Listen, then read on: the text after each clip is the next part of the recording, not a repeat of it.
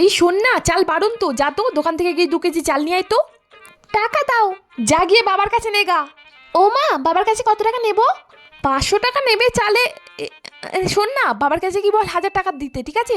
500 টাকা চাল আনবি, 500 টাকা তুই আমি ভাগাভাগি করে নেবো। হ্যাঁ হে মা, তাই হবে তাই হবে। ধরো ধরো মা, ধরো।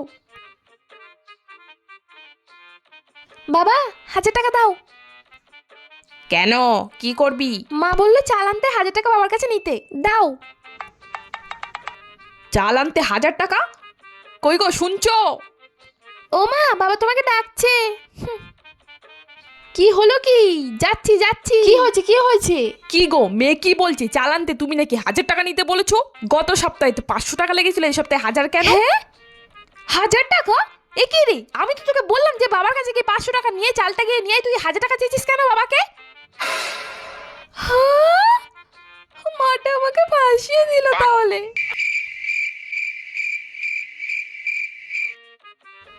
খুব বাঁচা বেঁচে গেছি। যা 500 টাকা নিয়ে চাল নিয়ে এখন থেকে এইসব হ্যাঁ, বড় হয়ে কি হবে তাহলে? তাড়াতাড়ি পালাই এখান থেকে।